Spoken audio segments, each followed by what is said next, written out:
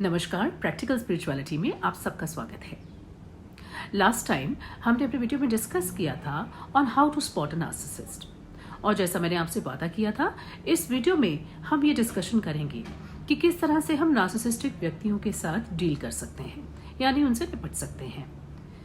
देखिए, जब आप इस बात का आंकलन कर लेते हैं कि कोई पर्टिकुलर रिश्ता नार्सिसिस्ट है, यानी वो व्यक्ति नार्सिसिस्ट है, तो बेहतर तो यही होता है कि हम उस रिश्ते से दूर हो जाएं। मगर बहुत से रिश्ते ऐसे होते हैं जिन्हें हम त्याग नहीं सकते, क्योंकि ये नार्सिसिज्म पेरेंट्स में भी हो सकता है, बॉसेस में, कोलीग्स में, आपके लाइफ पार्टनर में, बॉयफ्रेंड गर्लफ्रेंड में, किसी के साथ भी ऐसा रिश्ता आपका बन सकता है। तो ये वीडियो ये फोकस करेगा इस बात पे कि कैसे आप उन व्यक्तियों के साथ रहते हुए को एग्जिस्ट कर सकें, यानी कि उनसे निपट सकें। तो आइए शुरू करते हैं 5 tips on how to deal with a narcissist. So tip number 1, realistic expectations and acceptance. यानी जब आप ये जान चुके हैं कि आप एक नार्सिसिस्ट के साथ रिलेशनशिप में हैं या कोई व्यक्ति आपके आसपास नार्सिसिस्ट है, तो आपको इस बात को एक्सेप्ट करना है और उसमें से मूव ऑन करना है। यानी आप ये ना सोचिए कि आप उस व्यक्ति को बदल सकते हैं, क्योंकि वो उसकी एक इनहेरेंट नेचर है जिसे आप चेंज नहीं कर पाएंगे। इसलिए बजाय इसके कि आप दूसरे को चेंज करना चाहें, आप अपने रिएक्शंस को चेंज करिए। यानी यदि वो व्यक्ति किसी बात पे आपको ह्यूमिलिएट कर रहा है, तो आपको ये समझना है कि इस व्यक्ति को प्रॉब्लम है, यानी नार्सिसिस्टिक पर्सनालिटी डिसऑर्डर है, जिसकी वजह से वो हर किसी को ह्यूमिलिएट करता है। इसलिए आपको वो चीज एक्सेप्ट करनी है, और ये खास तौर पे उन रिश्तों के लिए है जिनको आप चाह के भी छोड़ नहीं सकते हैं।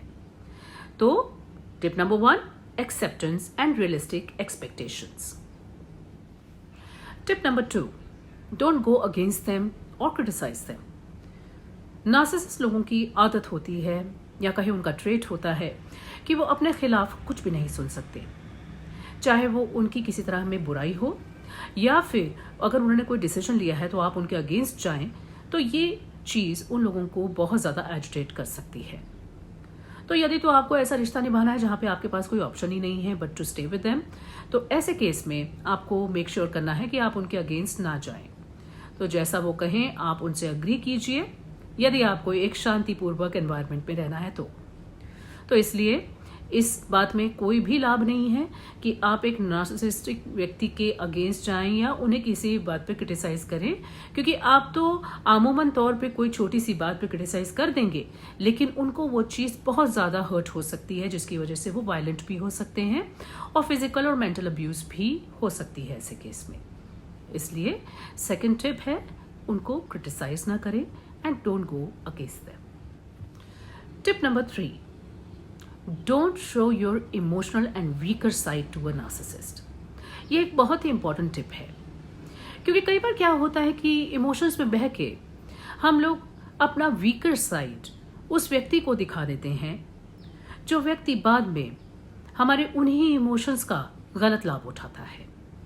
यानी हो सकता है आप किसी सिचुएशन में बहुत ही डाउन फील कर रहे हों, किसी अपने रिलेटिव को लेकर आप बहुत परेशान हो, और बातों बातों में उस नार्सिसिस्टिक व्यक्ति के साथ आप वो बातें डिस्कस कर रहे हैं, आप रो रहे हैं, आप परेशान हैं, तो वो नार्सिसिस्ट व्यक्ति आपकी सारी बात सुन लेगा और किसी और मौके पर उस बात को लेकर आपको ही डिग्रेड करेगा या आपको ही परेशान करेगा।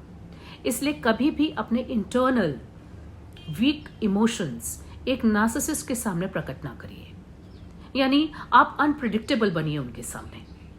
बहुत से नार्सिसिस्ट लोग ऐसे ऐसे एक्शंस करते हैं, ऐसी ऐसी बातें करते हैं, जिनको सुन के आप बहुत बहुत मेंटली डिस्टर्ब हो सकते हैं, और उन्हें उस चीज़ में मज़ा आता है, क्योंकि वो जानते हैं कि यदि वो एक पर्टिकुलर बात कहेंगे या एक पर्टिकुलर एक्शन करेंगे तो आपको बहुत ज़्यादा परेशानी होगी, और इस चीज़ में उनको मज़ा आता है।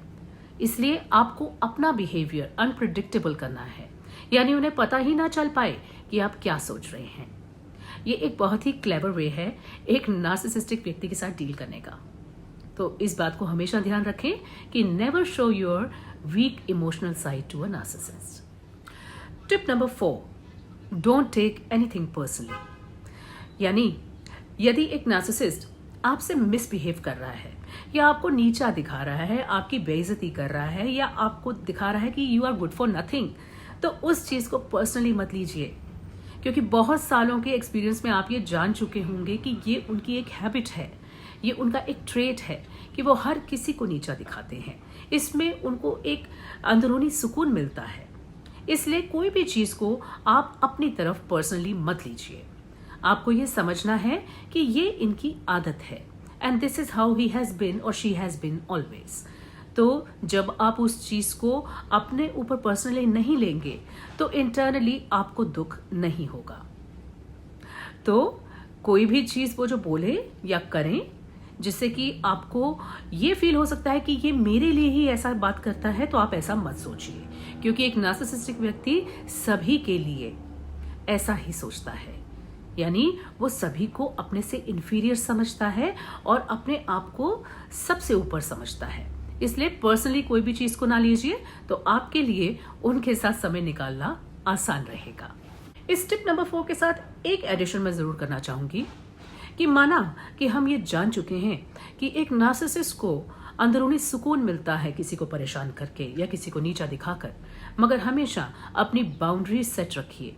यानी कि किसी भी व्यक्ति को ये राइट नहीं है कि वो आपको फिजिकली अब्यूज करे।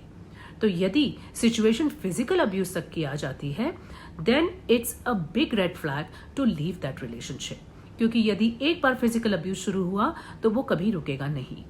इसलिए माना कि आप कोई भी चीज पर्सनली नहीं लेंगे, लेकिन अपनी बाउंड्रीज जरूर सेट रखिए और एक लिमिट उनको पता होना चाहिए कि वो कहां तक जा सकते हैं। इसलिए इस बात का आप जरूर ध्यान रखें। Tip number 5, empower yourself. ये एक बहुत ही इंपॉर्टेंट टिप है और एम्पावर होने का अर्थ सिर्फ ये नहीं होता कि आप फाइनेंशियली इंडिपेंडेंट हो जाएं। देखिए, बहुत सी ऐसी लेडीज हैं, खासतौर पे मैं लेडीज के लिए बात करूंगी, जो कि मैरिज में more than 10 years, more than 15 years हैं, उनके 2-3 बच्चे हैं और उन्होंने अपना सारा जीवन अपनी गृहस्थी में ही निकाल दिया है। अब ऐसे में हर किसी की तो ये बस की बात नहीं कि वो बाहर जाके कोई नया टैलेंट सीखे या कोई नई नौकरी करे। ये सबके लिए पॉसिबल नहीं है। इसलिए अगर हम प्रैक्टिकली इस बात को सोचें तो एम्पावरमेंट आपको अंदर से भी मिलती है, यानी कि स्पिरिचुअल एम्पावरमेंट। आप अपने आप को स्पिरिचुअली इतना स्ट्रांग कीजिए कि कैसा भी व्यक्ति आपके सामने हो, आप उसके साथ डील कर सके। और इस एम्पावरमेंट में आपको किसी को कुछ बताने की भी जरूरत नहीं है, क्योंकि स्पिरिचुअली जब हम ग्रो करते हैं तो ये हमारा एक पर्सनल ग्रोथ होती है, जिसमें हर किसी को आपकी स्पिरिचुअल ग्रोथ जानने की कोई आवश्यकता नहीं होती। लेकिन एक बात पक्की है कि जब आप स्पिरिचुअली अंदर से स्ट्रांग हो जाते हैं तो किसी भी सिचुएशन से आप डील कर सकते हैं, चाहे फिर वो एक नार्सिसिस्टिक व्यक्ति से डील करना ही क्यों ना हो। इसलिए सबसे इंपॉर्टेंट टिप है, अपने आप को सशक्त कीजिए, अपने अंदर की शक्ति को बढ़ाइए। और वो शक्ति किसी भी तरीके से आप बढ़ा सकते हैं, या तो आप इंडिपेंडेंट बनिए या आप अपने आप को स्पिरिचुअली स्ट्रांग कीजिए, तो आप इजीली किसी भी व्यक्ति के साथ डील कर पाएंगे। सो फ्रेंड्स, ये था हमारा आज का video, 5 tips on how to deal with a narcissist. और ख़ास तौर पे ये उन लोगों के लिए बहुत हेल्पफुल रहेगा जो कि अपने नार्सिसिस्ट बिहेवियर वाले लोगों को छोड़ने में सक्षम नहीं हैं और उन्हें उन्हीं के साथ निर्वाह करना है, चाहे कुछ भी हो। तो आप मुझे अपने कमेंट्स में ज़रूर बताइएगा कि आपको और किन टॉपिक्स पे वीडियोस देखने का मन है, ताकि हम और भी टॉपिक्स पे डिस्कशन कर सकें, जिससे कि आपको कहीं ना कहीं मदद मिल सके। शेयर कीजिए मेरे वीडियो को, सब्सक्राइब करिए मेरे चैनल को, और मैं मिलती हूँ आपसे अगली बार। Take care, have a lovely day. Thank you.